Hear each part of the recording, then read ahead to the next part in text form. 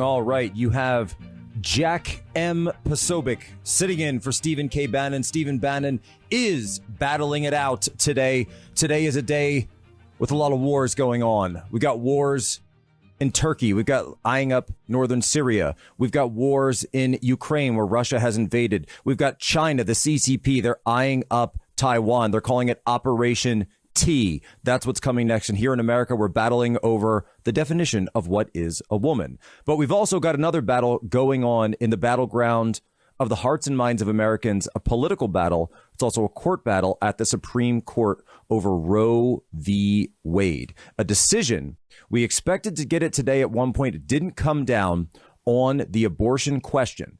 Now, we know that that decision is more than likely going to come later this month. We know the judges are going to set an opinion date. It'll probably be closer to the end of June, but we are going to make sure to be following the court very, very closely as we sit here on Capitol Hill, just a few blocks away from the Supreme Court.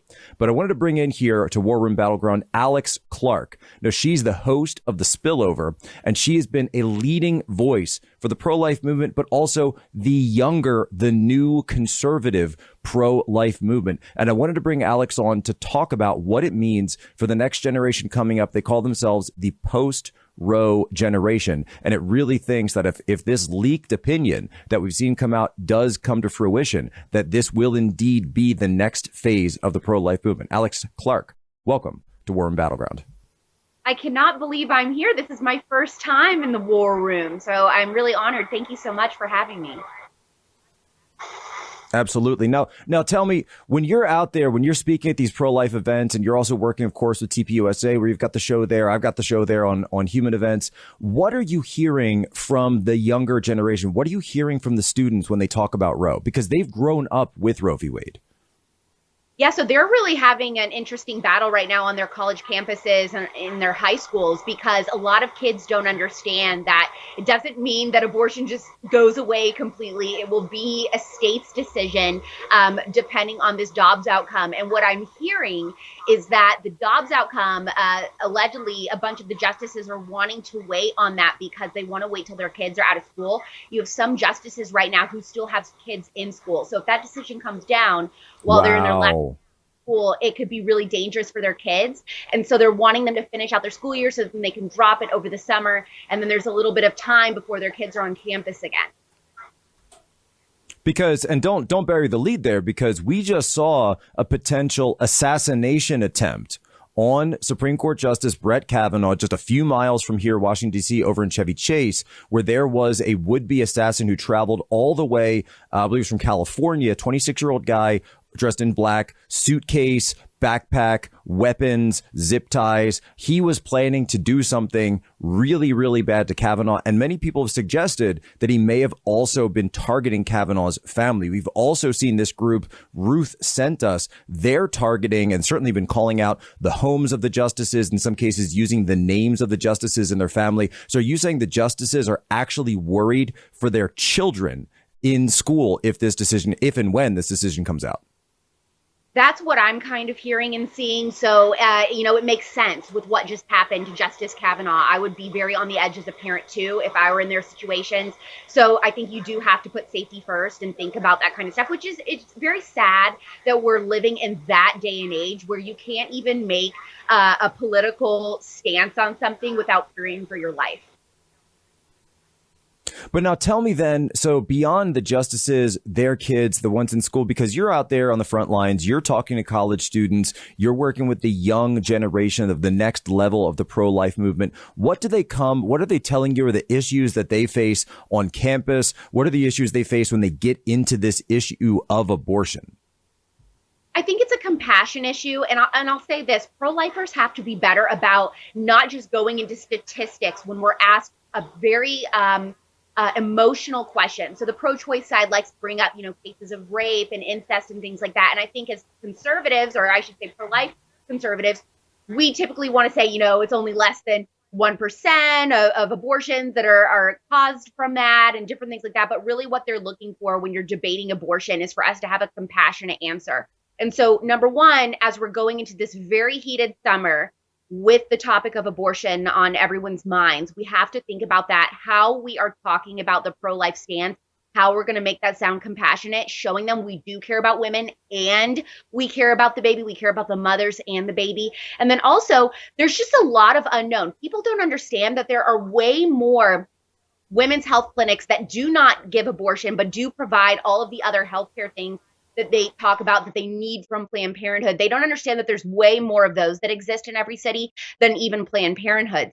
So telling them that there are resources, that you have pro-life clinics that are available that want to not only provide mother with furniture that she needs for the nursery, clothes for her, clothes for baby, childcare after that baby is born, helping her find a job if she needs it, helping her find transportation. There are so many different things that pro-life clinics help mother and babies with that the pro-choice side completely ignores. And if more people have that knowledge and we're able to say, hey, yes, I really do want Roe v. Wade overturned.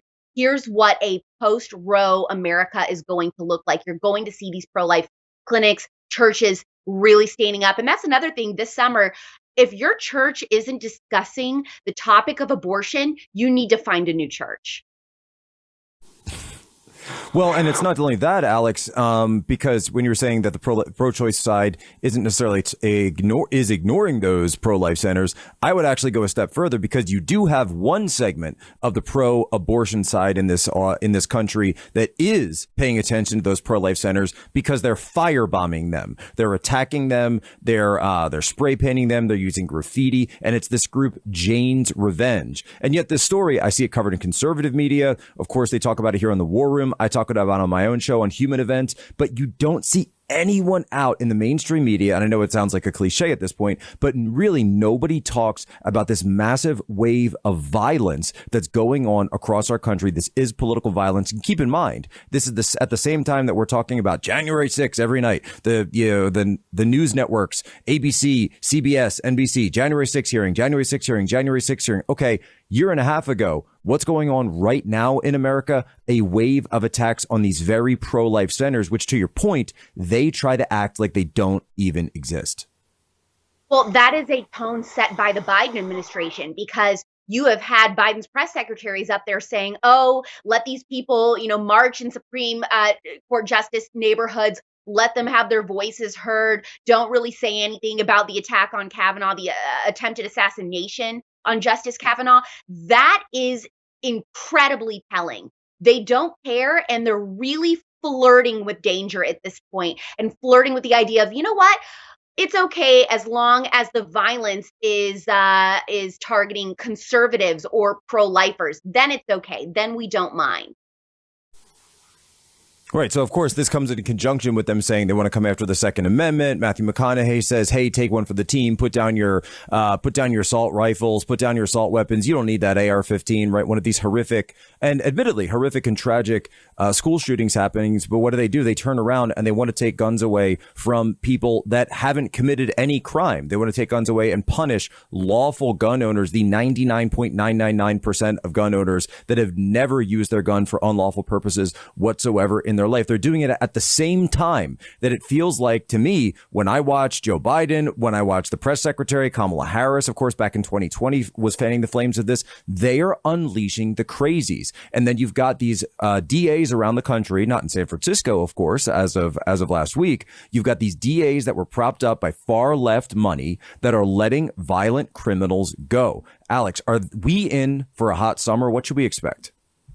Oh, another summer of love if the Democrats have their way, I'm sure. I can't wait. It's something to look forward to now every summer. It's going to be like an anniversary celebration, I guess, of 2020. Yeah, it's super concerning. And, also you brought up the Matthew McConaughey gun control stuff. And I just have to say, don't you think it's ironic with Biden's approval ratings where they are? Matthew McConaughey wants to run for governor of Texas. He's made that very clear, that he's very interested in a political future in Texas. If I were anyone that had aspirations of a political future at all, even if I was a Democrat, I would want to stay so far away from Joe Biden and his approval ratings right now. That administration is a mess. So I'm shocked he wanted to associate with him with that side at all. Well, it's really amazing because we're at a situation now where we have these celebrities that want to get into politics. They run into the Biden administration, where in the Biden administration, you can't even tell who's actually making the decisions. You've got people like Ron Klain in there. You've got people like Jill Biden, we're hearing, calling the shots at sometimes. And then Jen Psaki, of course, like rats off a sinking ship jumping out. But Alex, we got to run because we're getting to the end of this segment. But where can people go to catch up with you, to follow you, to see what's everything that you're working on, everything that's going on? Thank you so much for having me on War Room. I am available on Spotify and Apple Podcasts. Search for The Spillover. And also you can find me on Instagram at Real Alex Clark. Thank you for having me. Alex Clark, thank you so much for coming on. All right, Cameron, we've got our next guest. Ladies and gentlemen, we are now welcoming back to the War Room none other than Mr. Charlie Kirk himself, the host of The Charlie Kirk Show, founder and president of Turning Point USA. Charlie, how you doing? Doing great, Jack. I was just telling Mikey off camera that you're a great American patriot, and you should have your own show. You have your own show, don't you? So I do. Well, not here, but down the street over on Turning Point USA Network. Believe it or not, we've actually got a show called Human Events Daily. Yeah, you do very well. But Jack, honored to be here, and you've been doing an amazing job. I want to thank you, though. Also, you're a movement guy. You have the right people on, and you always give the attribution to the movement as a whole. So honored to be here. So thank you. Well, I think it is. And, you know, you look at what everything that Turning Point's doing, not only on campuses, but now I've really seen that it seems like Turning Point's getting into the political battlefield more. And that's something that I wanted to ask you about, to kind of give us, just from your perch, I know you talk about this on the show a lot, but to come on here, War Room Battleground, and give the audience an update of where you see things. We're going into the summer of 2022. Everybody wants that big victory, that big red wave in November, but I think it's going to take some work before we get there. The gauntlet is being dropped on a number of these issues. So I wanted to know if you could give us an update. What do you see going forward as being those fault lines and challenges before we get there? Yeah, kind of as the part of the Turning Point family of organizations, we have Turning Point Action and Turning Point PAC, and we're ramping up a lot of our activities heading into the midterms. So first, you know, we're looking at what is going to really drive voters to the polls. I'll be honest, what we saw yesterday in the Rio Grande Valley was extraordinary. That race has been held by Democrats, or that seat, I should say, has been held by Democrats since Reconstruction. It's the second most Hispanic seat in the country, most Hispanic district in the country, I should say. 84% Hispanic. It was a 25-point Democrat seat back in 2016, and now Republicans won it by 5 points. That is a 30-point swing.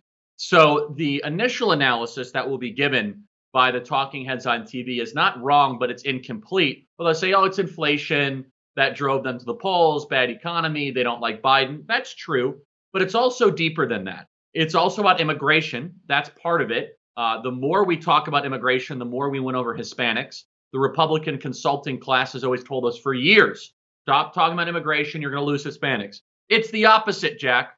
The more we talk about immigration, the more we win Hispanics. But it's even, I think, there's another wrinkle to this that has been conveniently ignored by the consultant class, which is that the more the white liberal woke impose their hyper academic values on the rest of the country, the more they lose immigrant groups that come from second or third world countries where these sort of luxury beliefs are totally untenable. And I use that term luxury belief intentionally. I didn't come up with it. It's by some guy that I heard on a podcast, and I wrote it down. I'll never forget it, which is the rich and the powerful and the elite, they no longer buy Gulfstreams or cars or homes as much as they buy luxury beliefs. In cocktail parties or in high society, it is now kind of the currency to say, oh, well, I believe in defunding the police, or I believe men can become pregnant, or I believe that in polyamorous marriage, whatever stupid thing you could come up with, right? And they are now almost imperialistically imposing these values on muscular class working Mexican Americans. And so more than inflation, more than immigration, I think what you saw yesterday, the realignment, the 30-point realignment, is a massive repudiation of this hyper academic white liberal ideology that is believed by like 5% of the country, if that, and they feel as if they can impose it on separate parts of the country. I think it's going to be the downfall of the American Democrat Party. Well, and Charlie, we're actually getting news that there was another immigrant there in the Rio Grande Valley that voted Republican yesterday. Apparently, Elon Musk, who's potentially the next owner of Twitter, if that deal ends up going through, has tweeted that he did vote, that he did vote for Myra, that he voted Republican the first time in his life, and that he's leaning towards voting Republican for president. He talked about DeSantis. Tell me, how big of a deal is it, the fact that you've got a guy like Elon Musk, who for so long was seen as a man of the left, he was seen as a man of the Obama White House, the Green Movement, that he's talking about this now, that he's made this move? I mean, it's profound. And some conservatives say they don't like Elon Musk. Okay, fine, whatever. I could find things I don't like Elon. I'm not on board for Neuralink, not even a little bit. You and I totally agree with that, Jack. No, I don't like absolutely not. I don't like his China stuff. But first of all, I love how he bashes the left. He's the world's richest man. He's willing to put his money behind it. He believes in free speech. I think he believes in separation of powers. He is also incredibly creative and positive about his vision for the country. And I think that's something we can learn from, someone who's willing to take big and bold risks. And so I say all that. We don't have to wear the Elon Musk jersey to say this is a good thing. And you know what's amazing, Jack, is our movement is quote unquote more based than ever, and now we're winning over more moderates than ever. Think about that. Well, and that's kind of what I was getting at, right? Because when you look at Elon's sort of fan base, his following, right? These are not politically ideological types. They're people that are kind of in the center. They are, yeah, and you kind of saw that. It was either Jake or Logan Paul, who I get them all messed up. One's the boxer, and the other one's the YouTube guy. But they're not political, right? Jake. They came out with all of the failures of Joe Biden. You know, crypto prices have crashed, the economy is in total, shambles, and inflation is rampant. And Elon, I think, represents this kind of Rogan kind of coalition, this Joe Rogan, Elon Musk coalition, which is, we don't like this kind of authoritarian wokeism that's coming in. It makes no sense to say that math is a racist construct. It makes no sense to say that borders don't matter. But what's really important, Jack, is that the consultants told us that we just have to talk about like gay pride and low taxes, and that's how we're going to win over moderate voters. It's like we're actually more outspoken against what's happening in our country, from the LGBT, the trans stuff, with borders, with the destruction of our history, and we're seeing more moderates come in our direction. Lead, follow, or get out of the way. That's what George S. Patton said, and it's a great political strategy. That's right. And these Republican consultants should never be listened to or taken seriously again. One thing I also notice about that list you just mentioned, Joe Rogan, Elon Musk, a couple of names I would throw on there, maybe like a Glenn Greenwald, even a Tulsi Gabbard to some extent. And something that I also notice about all of them, they're all Generation X. And it does seem like there's a sort of generational thing going on here where Gen X, because they're famously the generation that eschewed political contact. They weren't going to get involved, or they, don't tell me what to do generation. That was kind of their thing. But then millennials came up. Millennials were militant. Zoomers came up. Zoomers are super political. And then it's almost like Gen X is because they're using their political agency suddenly for the very first time in response to that. I think Gen X is one of the great untapped positive stories we're about to see. You could call it an untapped asset, untapped opportunity. Gen X hasn't really had a chance to lead because boomers have kind of held on to power for so long. And I'm not saying that's a bad thing. It's just true. But DeSantis, Gen X, Elon, Gen X, Rogan, Gen X. They're all Gen X. Tucker Carlson, Gen X. And they're kind of in this middle bracket. We're like, wait a second. We have kids that are now 15 to 20 years, 10 to 20 years old, and we still haven't had a chance to kind of be in power. You guys are kind of messed everything up, but we have our own lives in order, especially someone like Tulsi or Glenn Greenwald or Rogan or Musk. And they say, we're now going to try to rebalance this. The red pill has been mainly administered to Gen X more than any other generation. I think that you're going to see in the new voting patterns the great demographic shift in the direction of Gen X. I think you'll see it a little bit with boomers, but honestly, if you look at the public polling, Joe Biden has his most reliable group of people that support him are baby boomers. millennials and Gen Z hate Biden the most. Now, partially because they think he's not liberal enough and like he's not acting on stuff, but they still hate him, right? And I think you're going to see this massive realignment. But to go to the opportunity here, though, Jack, if the Hispanic vote even becomes a 50-50 vote, it's done. It's over. The Democrats do not have a path to being a political governing party. They're going to build the wall by the end of Biden's term if the Hispanic vote is even close to 50-50. Well, and that's even, looking at DeSantis, you mentioned, because, of course, he is up for re-election. Everybody's talking about whether he's going to run in 24. Trump versus DeSantis is the big question. But I don't see a lot of people pointing out the fact that DeSantis is actually running right now in this year. And in Florida, it was that Hispanic vote that turned over in a massive wave that delivered Florida for Trump in 2020. Also 2016, you saw some of the early stages of this. And so I guess what we're talking about now is this started in Florida, but it's spreading state to state. Walk me through, what are some of the top states you think are going to see this shift? If what we saw yesterday is even half true, all of a sudden, not only is Georgia and Arizona going to flip in favor of Republicans, which is Herschel Walker, and we'll see what happens in Arizona. Blake Masters is looking pretty good in the polling, but we'll see. It's still some time before that primary. Blake Masters but all of a sudden, up after you, by the way. Oh, great. Well, Blake is the man. I've known Blake for a long time. And so, but also Pennsylvania will be comfortably in Republican hands. Ohio will stay in Republican hands. But here's a couple of races to keep your eyes on. Yeah, North Carolina, we got to win. But Nevada, if Hispanics go the direction that they went yesterday in the Rio Grande Valley, even half so, we will win the Nevada Senate race with Adam Laxalt, someone I know very well. He's a great candidate. But also Colorado. Bennett will not win re-election in Colorado if Hispanics get close to 50-50. Let me say that again. The Colorado Senate race has just been put into, in my personal opinion, something that could go Republican. It's still a long shot. You got mail-in balloting. You got all the wokies that run Denver and Boulder and Aspen. They've lost their mind a long time ago. But it's within striking distance.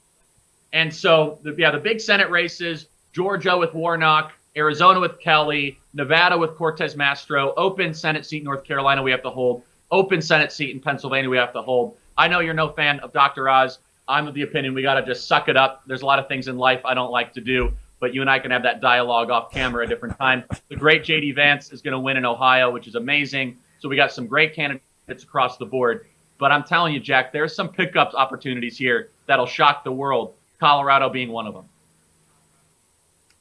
Well, and Colorado really is one of those states where it's something that Republicans have looked at year after year. In Nevada, another state, year after year, where it seems so tantalizingly close. It's like the story of the fox and the sour grapes. It's like it's right there. You can almost taste it. Right. You can almost taste that victory. And we saw it with Harry Reid. There were a couple of challenges against him that almost got across the finish line. And you go to some of these places. I've been to Colorado. I've been to Nevada. You go to these areas and you're saying, why is it? It seems like you're in a red state where you go around and go around. And of course, it's the ubiquitous story, just like in my home state of Pennsylvania, or up just north of that is New York, where you get these population centers, these blue population centers that just grow and grow and grow unencumbered. And then they end up changing the state, even though the vast majority of the geography of that state is a red state.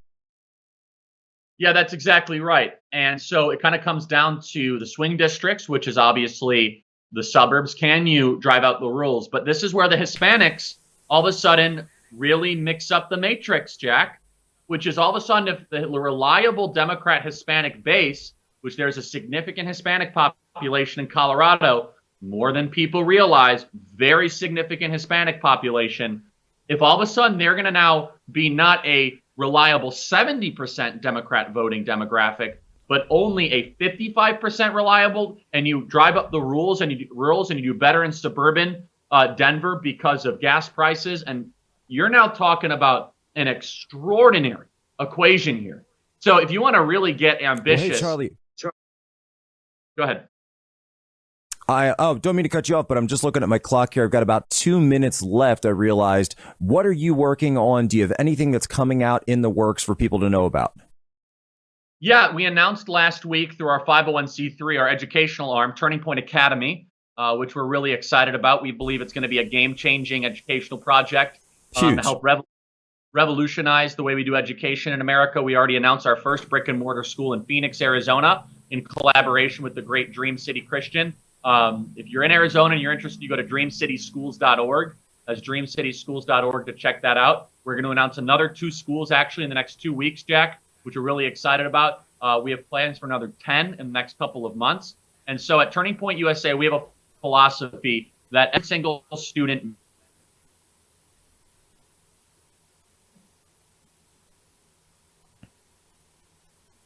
Oh, I think we're losing Charlie a little bit there. matters. And so we're going to try to see. Oh, it just got him back. Oops, sorry. Go ahead, Charlie.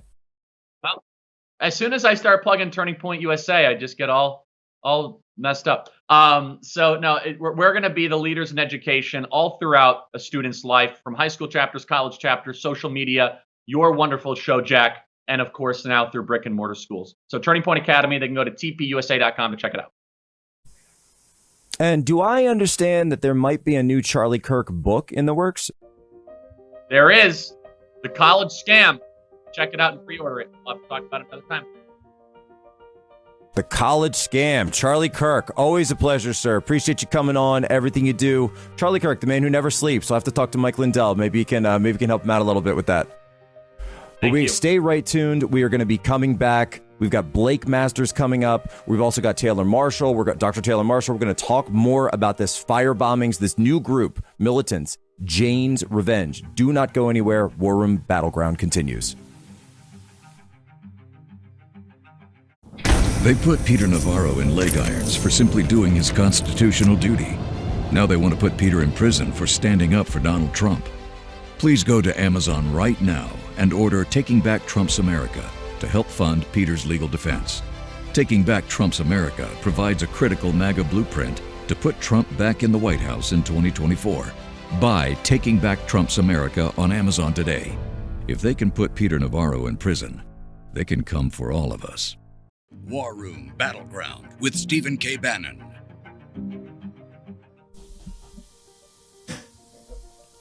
Jack K. Posobiec standing in for Stephen K. Bannon today. War Room Battleground. A lot of wars going on, a lot of battles. Steve is over waging his own battle right now, political battle, political witch hunt that he's fighting. And we are confident that he will win because the War Room posse don't run. Well, another guy who doesn't run, but actually is running, right? He doesn't run from a fight, though, put it that way, political, or if he's got someone messing with him. We've got Blake Masters in the state of Arizona running for the United States Senate, has just received the endorsement of former President Trump, right? Donald J. Trump. Blake, I've been looking at some of the polling that's coming out since that endorsement. Tell me, what has shifted there for you on the ground since you've gotten that endorsement? And welcome to the show. Heck yeah, we're seeing the Trump bump, as they call it. I was just personally honored to receive President Trump's endorsement. It means a lot to me that he would support me, but of course, just politically, it's impactful. It's like rocket fuel on the campaign. And Trafalgar was pretty independent and pretty, good brand name, so to speak, in polling. They just came out, and apparently I'm at 28, Brnovich is down at 23, 24, and Jim Layman is down in the 17s. So kind of instantly catapulted me from a three-way statistical tie to being the front runner. And God willing, and with some hard work, we're gonna keep letting people know about the endorsement. We're gonna build on this lead and expand it, and I'm gonna be the nominee here in Arizona. Blake, I've seen some people. So I spend way too much time on Twitter, as I think everybody knows. And I've seen some people over there refer to you as the gold standard for candidates, for a Republican candidate. They said, this guy is the gold standard. And they say it seems to be in the way that you respond to things, that you're so communicative, that you don't back down. There was something where, you were getting into it with a journalist. The journalist ended up getting not only misquoting you, but getting fired because you dug up his old tweets. Walk me through some of that. What's been your philosophy when it comes to just how you're conducting the campaign that would make them call you the gold standard? Well, I mean, I think it matters that I'm having fun. I think, it's kind of crazy to campaign. It's crazy to get attacked by the left-wing media. And of course, my so-called Republican opponents, they're trying to attack me too now. but I'm having fun out there. I believe in this ethos of happy warrior. It's sad what's happening to the country. It breaks my heart. It enrages me, but it's also like, you can't just be bitter. You got to get out there and play offense. So I put a smile on my face and I decide, let's play offense. If a left-wing journalist is going to smear me, right? This guy literally defamed me. Okay, I criticized a Nazi and he said that I praised a Nazi. That's defamatory. So I threatened to sue them. I told him he needed to be fired, and they didn't fire him. So then, we found a bunch of horrible things this guy had said and written in the past, and we got him fired. And I don't think people will behave unless they face accountability. And I believe in dishing out accountability to hack journalists, right? There was a BLM activist that showed up to a Republican event and he started this commotion, and I looked at it and I saw him hit a woman. And so I intervened and I helped guided him down to the ground along with some other guys. And it's like, don't come to my event and hit a woman. That's unacceptable, right? And so I think this is just a new kind. People call it the new right online, whatever you want to call it. It's time for a new generation of conservatives, of Republicans that take a page from President Trump and know how to play offense. I'm tired of weak Republicans who only want to play defense. Not interested in that. Well, I do think that's right. And I think we're seeing that now. One thing that, of course, Steve has been talking about so much lately that happened just last night in the Rio Grande Valley of Texas. Charlie Kirk was just on before you talking about this. What we're seeing is the potential beginnings or possibly even the opening up of this huge swing of the Hispanic population, people turning away from the Biden administration, this huge special election win in the Rio Grande Valley. Obviously, Arizona, you're right next door. Are you seeing some signs of that on the ground as you campaign? Oh, yeah, absolutely. You go to South Tucson, South Phoenix, you talk to Latino families, and they're more pissed than anyone about what's going on. They're the ones that want the border wall more than anyone else. They're the ones that want schools to work, right? Can we please stop teaching kids transgender ideology in schools? Now, how about reading and writing and arithmetic, right? And so I know we've been hearing forever that a lot of these Hispanics are conservative. They're just not yet Republican. Well, mark my words, 2022 in Arizona is the year where they shift over to being Republican. I'm going to be the nominee, and I don't take any vote for granted. I'll actually show up in these communities and talk to them about the failures of the Biden regime. Like, nothing is going well for the Democrats. They're all in charge. They have the House, they have the Senate, they have the White House, and they've just blown it. They've completely failed. And this year, if we run the right candidate as me as nominee, we're going to pick up a tremendous share of the Hispanic vote. It's going to be a huge reason why we're going to win big in November. Well, Blake, and I've actually spent some time in those border communities. I remember, I forget if I've told this before to the War Room audience, but when I was in the military, they sent me down Fort Huachuca, so Sierra Vista, but I've been over to Nogales and some of those towns, Agua Prieta, that's down there on the border. And you look at some of these communities and it's violence, it's cartels, it's drugs. And you're wondering what the heck is going on? Why does the government just seem to allow this to take place in these communities, these families? You see kids there. Well, that's right. And I think a lot of people are concluding this is not mere incompetence. Obviously Biden's incompetent. Yes, that's true. But a lot of people compare Biden to Jimmy Carter, right? And you can understand why. It's like you have stagflation, high inflation, sort of oil shocks, and neither were particularly competent. But I think Jimmy Carter was trying. He was trying his best and failing. He was trying to do right by America. Biden's not even trying at this point. I think they're open borders. They want it this way. They want the chaos. They want the millions of people to come here. They're intentionally trying to destroy the country. There's just no other conclusion. And that pisses people off, and that's why we're going to take this country back. Blake, I've got to run. I've got a hot guest coming up after you, but I just wanted to say thank you so much for coming on. Where can people follow you? Where can they get more access to you, your videos as you go throughout this campaign? Thank you, Jack. Great to see you. Absolutely. Go to blakemasters.com. Contribute what you can. Sign up for updates. We're going to win this thing, and we're going to have fun doing it. So thank you, and blakemasters.com. Appreciate that crucifix there, by the way. Is that your easternmost wall, if I have that right? Absolutely. Easternmost wall in the house. You got it. Love it. Thanks so much, Blake. Thanks, Jack. All right. Now, Cameron, I'm told that we've got, I had set up another guest today, but you told me that someone is crashing the War Room. Is that what's going on right now? We have a guest crash. Who is crashing the war room? You said that there's a beautiful, blonde, good looking. You said we got a hot guest. Who is it? Who is it? We got Margot Robbie crashing the war room? I can't spill. You can't spill. Well, who is it? Who is crashing the war room? I heard that. Oh, there she is. Wait. I heard that all the best guests. Hi, sweetheart. Hello. It's Tanya hear Tay, me? folks. It's Tanya Tay Posobiec, my darling wife. Yes, I can hear you. Okay, you're just fine. What are you driving? You picking up the kids? You going shopping? What are you doing? Just running some errands. Now, I remember the last time I was on that I was out, but you were on the war room outside of me. And then you came on and Steve saying, oh, well, I guess we should call Jack Mr. Tanya Tay Posobiec or something. Is that right? You guys are throwing me under the bus while I'm outside of the war room. Well, we had some things to discuss with Steve following your Ukraine adventure. So me and Steve had some words. Oh, yes. I filled him in on that story. I remember that. Well, part. and we've got Kevin, and we've got Kevin today. We're talking about Ukraine as well. But one thing that to mention that about Ukraine, when it came down to it, Steve was asking the question. They said, and I'll ask you now in front of the audience, why didn't you try to stop me? Why didn't that was totally true, by the way, folks. When I said to her, I was like, look, I'm probably going to go to Ukraine.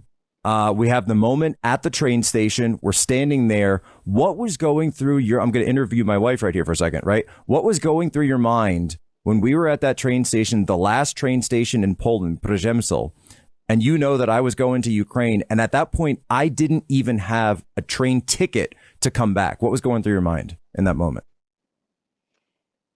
So when I first heard about your intention to go to Ukraine, and up to the moment where we were actually standing at the train station, I knew that I had two options. I had an option to completely go bonkers and tell you that you cannot go, act full Eastern European, or I had an option to support your decision and trust your judgment, knowing that you're going with your brother who always has watched your back. And I decided that in that situation, there was nothing stopping you from going there. So I decided to go 100% support and making sure that, going into the war zone, that I got your back home and standing by you and supporting your decision. But you weren't really worried, were you? Oh, I was so anxious. You have no idea. I think the night before I hardly slept. And if I didn't show it, well, well, hold on. We don't have to tell everybody what happened the night before. Well, there's a family-friendly show, so... Well, we were staying, actually, no, the night before we had a beautiful dinner because we were staying with the Posobiec family in Poland. So people don't realize this, that where the Posobiecs is from in Poland is a village that's right on the other side. It didn't used to be the border, right? It used to all be Poland. But at this point, it's actually just on the other side of the border. And how did my family in Poland treat you? How did the Posobiecs treat you there? The Posobiec family is very hospitable. They open their hearts and their homes to you and did not expect any less, and we got so much more. So much. All right, sweetheart. Well, I will let you bounce. I'll let you run. I know you've got a lot more errands to take care of today. I'm interviewing Taylor Marshall next, but I don't even know Cameron, how did you let her get this number? How did you even do that? We'll talk later. All right. We are going to talk later. All right. I got my intel. Don't you worry. Oh, you got your intel. You got your sources. All right, sweetheart. I love you. Love you too. All right, we're going to switch gears here. So that's Tanya Tay Posobiec crashing the war room to talk about what it was like when I went over to Ukraine. But before we bounce today here on War Room Pandemic, we have to get back to what's going on in this country. Now, we didn't get Roe v. Wade, but we have the decision. We know it's going to come down because it already leaked. And then do we have the audio, Cameron?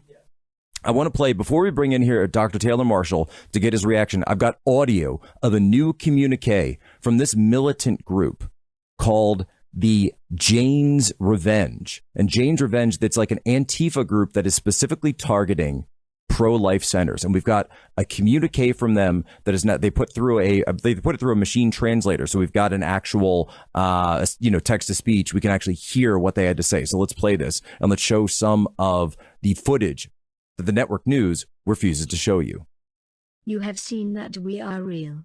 We are not merely pushing empty words. We are not one group, but many. We were unsurprised to see 30 days come and 30 days pass with no sign of consilience. From here forward, any anti-choice group who closes their doors and stops operating will no longer be a target. But until you do, it's open season, and we know where your operations are. The infrastructure of the enslavers will not survive. You are already one of us. Everyone with the urge to paint, to burn, to cut, to jam. Now is the time. Go forth and manifest the things you wish to see. Stay safe, and practice your cursive. Jane's Revenge. Absolutely horrifying. I want to bring in now Dr. Taylor Marshall, the host of the Taylor Marshall Show, the author of Infiltration. Dr. Marshall, what is your response? Now, I didn't tell you I was going to play that audio, but what is your response hearing this, knowing that we've been in this season of attacks on pro-life centers, attacks on churches throughout the country? This group is out there. They say they're coming for us. What do you say, sir? Well, I'm glad you played the audio, and there's pictures all over. You can search them. Just go to Google. They're writing, if abortion is not safe, neither are you, which you saw in the clip. They're pouring red paint all over these facilities that are basically giving women what they claim to want to offer people, which is a choice. They're letting them have sonograms. They're counseling them. They're informing them. They're teaching them. They want these places shut down. And they're militant. Like you said, it's sort of an Antifa BLM version of preserving Roe v. Wade. And they've damaged buildings, graffiti, vandalism. They even burned one. And I think they know they're losing. And this is what they got. So, Dr. Marshall, what does it mean for conservatives, conservative Christians, the pro-life movement? We know that, and they know, obviously, that we are winning. Roe v. Wade is essentially DOA. This decision, okay, it didn't come out today, but it's probably going to be coming by the end of the month. What is the next stage of it? And are we already in the next stage of it, in effect? Yeah, I mean, Roe v. Wade was based on the 14th Amendment, right to privacy, due process. And I think people have, for a long time, known that that was a very fragile situation in our legal system. And I think amongst conservatives, there used to be a stronger divide. And I think now the position that you might call incrementalism has prevailed. So I'm going to use two terms, totalism and incrementalism. Totalism is no compromise, no abortion from conception to birth. We need to be 100% consistent and fight for the life in the room across the board. Everyone in the pro-life movement agrees with that, but the more popular position is incrementalism. Hey, let's try to win and make third trimester illegal. Let's go for second trimester. Let's go state by state. And that has become the predominant strategy of pro-lifer politicians and groups in the last at least 10 years. And I think when Roe v. Wade does go away, and I do believe it will, that's going to let everything fall back to the states. And so what we're going to see is this incrementalism begin to expand and develop across the United States. And you'll see super liberal states like California, perhaps even making stronger state justifications and legality for abortion, whereas you'll see in other places like Texas, things moving the other way. And we'll just have to see how that progresses over time and where the appeals go. Well, Taylor, and why is it, though, Dr. Marshall, that we're not hearing so much from the church about this. We're not hearing so much from the bishops. You know, you'd think this would be something that obviously we've been fighting for nearly 50 years. We're right on the cusp of it. And yet they seem to be almost silent. You know, you go to church on some of these Novus Ordo churches, you go to some of the other, even in the Protestant denominations, they're not even discussing it. Yeah, what we saw in the last 10 years is the evangelical churches very much embracing what people call the social gospel. And you've seen, it's been that way in the Catholic Church for decades now, but this idea of seamless garment theology. And the seamless garment theology was developed by Cardinal Bernardin in Chicago. And he said, you know, being pro-life, it's not just about abortion, it's about housing, it's about food, it's about healthcare. So let's give all those issues equal weighting. And that became sort of a predominant viewpoint amongst liberal Christians and amongst those who were promoted in the hierarchy in the Catholic Church, in particular in America. And folks who have been on the vanguard of the pro-life movement have said, no, it's not equal opportunity for all these life issues. Look, if you're not born, if you don't get out of the womb alive, there's no point talking about the right to food, clean water, housing, education, healthcare. It's not a side-by-side equal opportunity rights buffet. It's a hierarchy. If you don't have the right to life, if you can't be born, there's no other option for receiving rights. And I think those who are pushing this idea, which is the proper idea, right to life is the fundamental right. After this comes all the subsequent rights. That's the approach we have to have in the public space, in the cultural warfare. Sadly, I think because of the elevation of Joe Biden as president, and he's presents himself as a devout, practicing Catholic, he has meetings and photo ops with Pope Francis. Same goes for Nancy Pelosi. Oh, we've got about a minute and a half left here in the show. This is, of course, why we're hearing, some of the priests have come out, and the Archbishop is saying Nancy Pelosi should be denied. Dr. Marshall, don't mean to cut you off there, but can let people know, where can the War Room audience follow you to get more of this and to really delve into these your discussion of these into issues?